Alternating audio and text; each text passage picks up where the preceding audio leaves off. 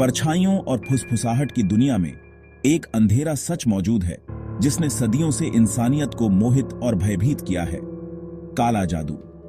गोपनीयता में डूबा और दुर्भावनापूर्ण इरादे से भरा यह भयावह अभ्यास इतिहास पर अपनी छाप छोड़ गया है और हमारी दुनिया पर एक लंबी परछाई डालता रहता है। यह दुर्भावनापूर्ण ताकतों की दुनिया है जहां बेबसी लोगों को निषिद्ध ज्ञान की तलाश करने और खतरनाक समझौते करने के लिए प्रेरित करती है। इस्लाम पवित्रता, प्रकाश और मार्गदर्शन का धर्म अपने सभी रूपों में काले जादू की कड़ी निंदा करता है। इसे एक गंभीर पाप, शिर्क, बहुदेववाद का कार्य और आध्यात्मिक बर्बादी का सीधा रास्ता माना जाता है।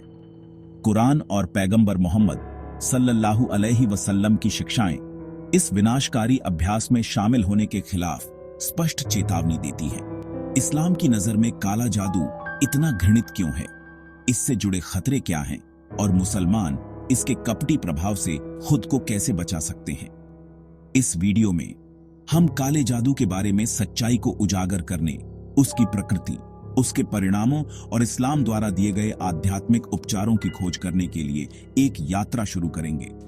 हमारी खोज विश्वास की शरण लेने और अल्लाह द्वारा निर्धारित सीधे रास्ते का पालन करने के महत्व पर प्रकाश डालेगी, क्योंकि काले जादू की बुराइयों से असली सुरक्षा इस्लाम की शरण में ही मिल सकती है। काला जादू, जिसे अक्सर विभिन्न संस्कृतियों में जादू टोना या जादू कहा जाता है, बुरे उद्देश्यों को प्राप्त करने के लिए अदृश्य ताकतों का हेरफेर है। यह विश्वास और धार्मिकता का विरोध है जो बुरी आत्माओं, राक्षसों, जिन्ह के आह्वान और निषिद्ध अनुष्ठानों के उपयोग पर निर्भर है। काले जादू के अभ्यासकर्ता लालच, ईर्ष्या या सत्ता की इच्छा से प्रेरित होकर दूसरों को नुकसान पहुंचाने, दुर्भाग्य देने या जीवन में अनुचित लाभ प्राप्त करने की कोशिश करते हैं। वे अपने बुरे कामों को अंजाम देने के लिए कई तरह के तरीकों का इस्तेमाल कर सकते हैं, जिनमें मंत्र, श्राप, ताबीज और ताबीज शामिल हैं। इस्लाम स्पष्ट रूप से इस धारणा को खारिज करता है कि मनुष्य अपने स्वार्थी उद्देश्यों के लिए अलौकिक शक्तियों को नियंत्रित कर सकते हैं। ब्रह्मांड में घटनाओं को प्रभावित करने की शक्ति केवल सर्वशक्तिमान अल्लाह के पास है। अन्यथा विश्वास करना ईश्वर के साथ भागीदारों का वर्णन करना है, जो इस्लाम में एक बड़ा पाप है। काले जादू का अभ्यासकर्ता बनने का रास्ता एक विश्वासघाती रास्ता है जो आध्यात्मिक खतरे से भरा है और अंततः अनंत विनाश की ओर ले जाता है। इसके लिए व्यक्ति को अल्लाह में अपने विश्वास को त्यागने, ईश निंदा करने और बुरी संस्थाओं के साथ समझौते करने की आवश्यकता होती है। महत्वाकांक्षी जादूगर अक्सर खुद को भीषण अनुष्ठानों और बलिदानों के अधीन कर लेते हैं, इस उम्मीद में कि वे राक्षसी ताकतों को खुश करेंगे और उन पर नियंत्रण हासिल करेंगे। वे निषिद्ध ग्रंथों का अध्ययन करने, कब्रिस्तान के अनुष्ठान करने और कुरान के छंदों का उल्टा पाठ करने में वर्षों बिता सकते हैं। एक गंभीर अपराध। काले जादू से जुड़े जोखिम बहुत बड़े हैं, इस जीवन और उसके बाद दोनों में। अभ्यासकर्ता अक्सर उन्हीं ताकतों के गुलाम बन जाते हैं जिन्हें वे नियंत्रित करना चाहते हैं, जिससे मानसिक अस्थिरता, शारीरिक बीमारियां और अल्लाह की दया से पूरी तरह से अलग हो जाते हैं। काले जादू पर इस्लाम का रुख स्पष्ट है। यह सख्त वर्जित है और एक बड़ा पाप है।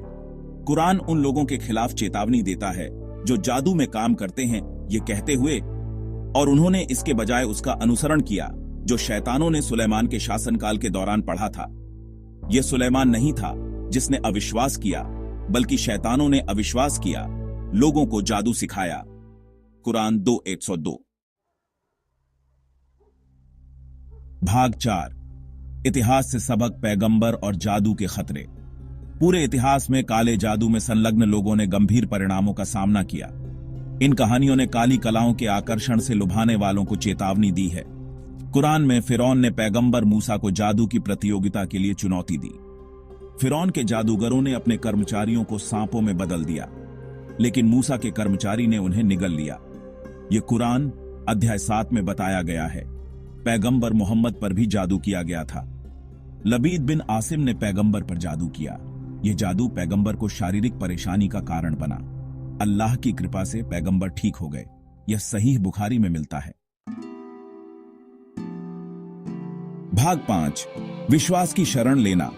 इस्लामी उपचार और आध्यात्मिक सुरक्षा का महत्व। इस्लाम अपने अनुयायियों को आध्यात्मिक उपचार और सुरक्षा के बारे में मार्गदर्शन प्रदान करता है। कुंजी अल्लाह की शरण लेने और उसकी शिक्षाओं का पालन करने में है। कुरान और सुन्नत कई प्रार्थनाएं और छंद प्रस्तुत करते हैं जो बुराई के खिलाफ ढाल का काम करते हैं। सूरह अल फलक और सूरह अन्नास को सामूहिक रूप से अल मुअव्विजतैन कहा जाता है। इन सूरह का पाठ करने से बुरी नजर और शैतान की फुसफुसाहट से सुरक्षा मिलती है। पैगंबर मोहम्मद सल्लल्लाहु अलैहि वसल्लम सुरक्षा के लिए अपने शरीर को पोंछने से पहले इन सूरह का पाठ करते थे। सहीह बुखारी हदीस संख्या 5017 में इसका उल्लेख है। नियमित प्रार्थना, कुरान पढ़ना और नेक कामों में संलग्न होना सभी प्रकार की बुराई के खिलाफ ढाल है।